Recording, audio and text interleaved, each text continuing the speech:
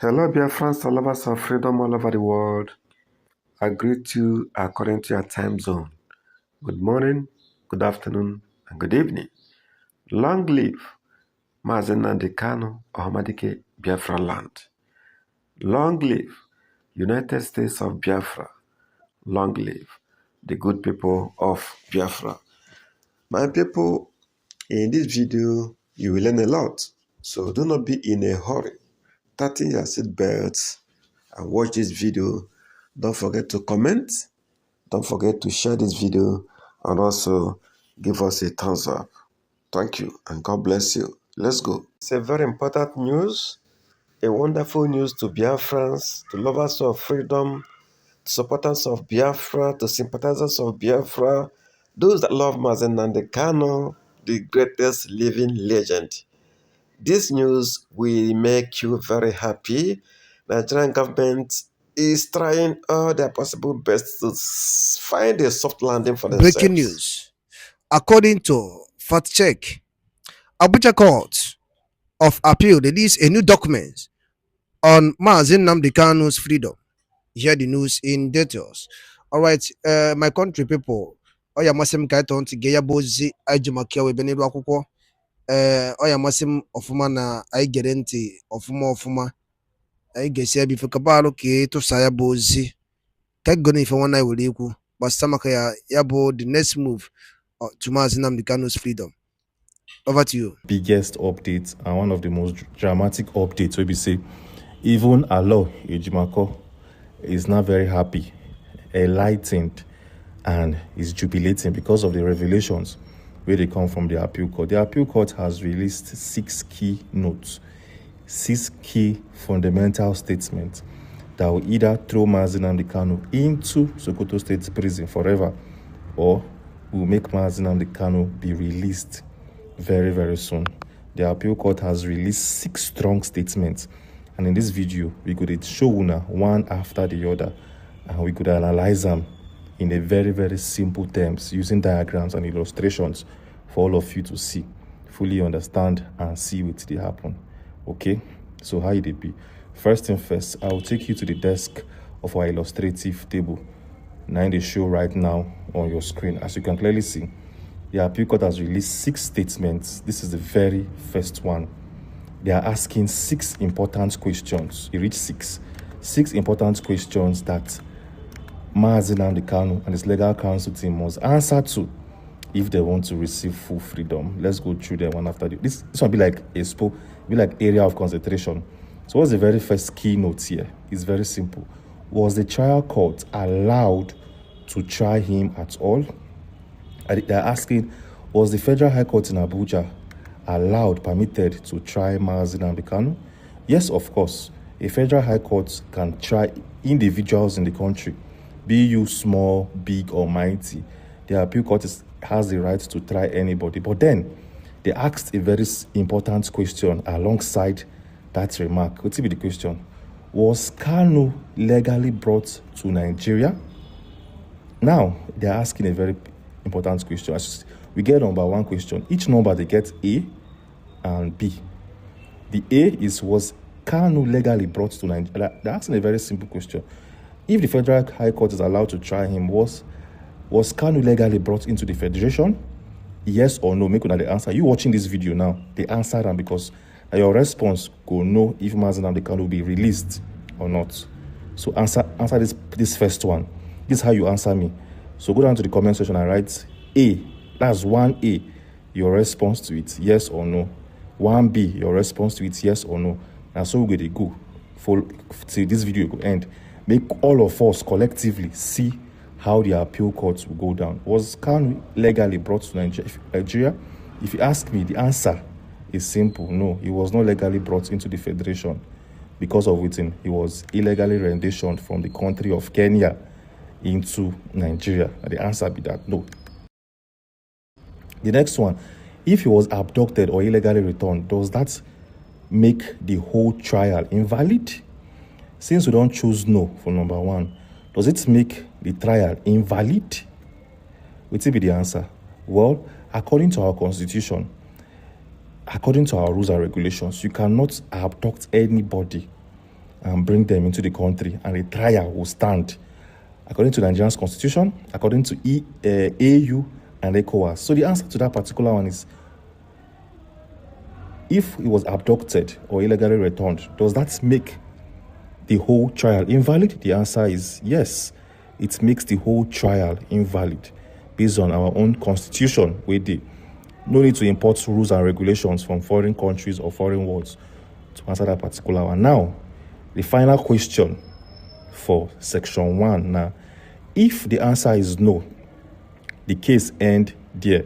That is to say, if the answer to number 1 was Kanu legally brought to Nigeria, you said no, the case could end because our constitution does not give mandate to such. So they don't strike out number 1, illegal rendition, based on which we know has been struck out, and this cannot stand. So the first case closed. Now let's move into number 2. Things are getting very, very interesting. They're asking a very simple question. This is number 2, and we have A and B. Okay, were the charges valid? That is to say, all the charges we Mazi Nnamdi Kanu they face, the 7-count charge leveled on him, with the use sentence to life imprisonment, is it valid? Let me know, yes or no. Let me know. Did the law actually allow those charges? Were they clearly written? Very big question. Let's start with number A, or alphabet A. Did the law actually allow those charges? Yes, they allowed those charges. The 7 and the 8-count charges, they allowed them. Now, were they clearly written? Which this one I know today clear for us. Are you asking if the charges are in our constitution? We don't say Nnamdi Kanu was sentenced using a repealed law, a law which no longer exists. Abi? So if that is what you guys are asking, it means were they clearly written? The answer is no. It's no longer written, no longer available. Meaning say it can be classified as bad charges, and conviction can be cancelled, as you can see right now on your screen. Now, this one too is struck out. We are done with this particular conversation and done for good. Let's move to number 3. Let's move very fast. Was he given a fair trial? Let me know in the comment section. Did Mazi Nnamdi Kanu receive a fair trial from the Federal High Court? Did he have access to his lawyers? Very important question. Was the judge neutral? Very, very fantastic. Was he allowed to defend himself properly? Wow. This is a very, very fantastic question. Let's start with this one. Did he have access to his lawyers? Most parts of the conversation, he had access. Do you mean lawyers in the Federal High Court to defend him there? Or are you asking in the DSS facility? You understand? They go make all these questions very clear, make you understand. So now, we know Aloy Ejimakor was dealing with Mazi Nnamdi Kanu from DSS, meaning say he needs to travel to the DSS facility almost every time to get information needed to be brought back to the court of law. Abi? So did he have access to his lawyers? The answer could be partially. We cannot say no because we're not going to be truthful. The answer is partially. Partially. So it's in between yes and no. We'll just put one stroke here to indicate a partial statement. Was the judge neutral? Which judge? Is it Bintayanko? You're asking about or Omotosho? If you're asking about Omotosho, it depends on the time frame of the judge of the court session. As for the last day, Nnamdi Kanu was supposed to give a last statement or make a particular speech, which Omotosho said no, he cannot give. So that alone, if he's neutral, let's put it in between. And also the issue of illegal rendition, he used the US law. So is the judge neutral? We will say no. Using our USA law will make you not neutral. Was he allowed to defend himself properly? That is Nnamdi Kanu. No, not really. So as you can see, we have no here, and partially. So this already can be classified as unfair trial. An unfair trial, conviction can be cancelled. So this one now, this third question, clearly cancelled. This guy did not receive a fair trial. This is an unfair trial. Hope you guys are following back. Now, let's go to the fourth one very, very fast. Make they move very, very swiftly. Was the evidence legally accepted? Which evidence are you talking about? This is the one coming from the DSS. They accepted every single thing. Were statements forced? Yes. They forced Nnamdi Kanu based on what he talk under duress, which he was recorded. So we say yes, because he talk say he was forced at a particular point in time. Yes, statement was forced from Nnamdi Kanu. A document properly admitted. That part, it depends on, are you asking for the lawyers from the prosecuting team or the ones from the defense? We'll leave here blank because you didn't give us more clarity here. Now, if Nnamdi Kanu's statement was forced, it can be classified as written bad evidence. Nnamdi Kanu said he was forced to make some statement under duress. So this one now could disqualify the case as all the evidence if they are legally accepted.